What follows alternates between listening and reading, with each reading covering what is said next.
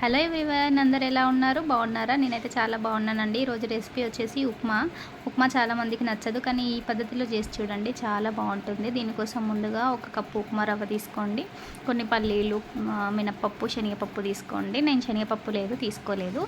అందులో కొంచెం కొత్తిమీర, కరివేపాకు, పుదీనా, ఉల్లిపాయలు, పచ్చిమిర్చి, చిన్న కట్ చేసుకున్న టమాటా, అలాగే చిన్న చిన్న తురిమిన అల్లం ముక్కలు కూడా కట్ చేసి పెట్టుకోండి. ఇప్పుడు కడాయి పెట్టుకొని కడాయిలో 2 స్పూన్లు ఆయిల్ వేసుకోండి. ఆయిల్ బాగా హీట్ అయిన తర్వాత జీలకర్ర, ఆవాలు యాడ్ చేసుకొని అందులో కొన్ని పల్లీలు, మినపప్పు వేసేయండి.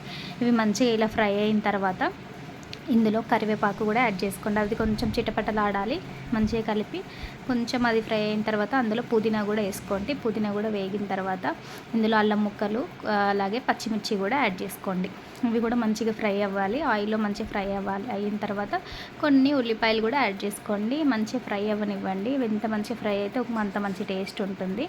ఇప్పుడు ఇందులో క్యారెట్ తురుమును, టమాటా, కొత్తిమీర కూడా యాడ్ చేసుకోండి.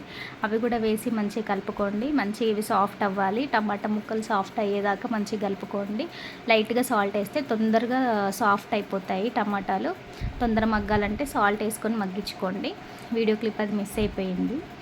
మంచిగా ఉడికిన తర్వాత ఇప్పుడు ఇందులోకి మనం 1 గ్లాసు ఉప్మా రవ్వకి 3 గ్లాసుల వాటర్ తీసుకోవాలి. నేను 1 గ్లాస్కి 3 గ్లాసులు తీసుకున్నాను.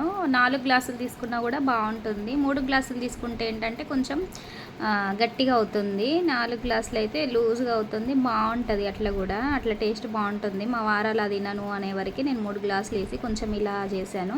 కొంచెం లిక్విడ్ ఫామ్లో చేస్తే చాలా బాగుంటుంది. నీళ్ళు మరుగుతున్నప్పుడు అందులో మనము ఉప్మా రవ్వ వేస్తూ కలుపుతూ ఉండాలి, లేకపోతే ఉండలు గట్టిపోతుంది.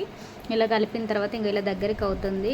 నిజంగా టేస్ట్ అయితే చాలా బాగుంటుంది. ఇలా అన్నీ వేసుకొని చేసుకోండి. కిచిడి లాగే ఉంటుంది. దీంట్లోకి మాత్రం పల్లి చట్నీ అయినా తీసుకోండి, లేకపోతే నార్మల్గా టమాటా చట్నీ అయినా బాగుంటుంది. నేను ఇంట్లో పుదీనా చట్నీ ఉంటే పుదీనా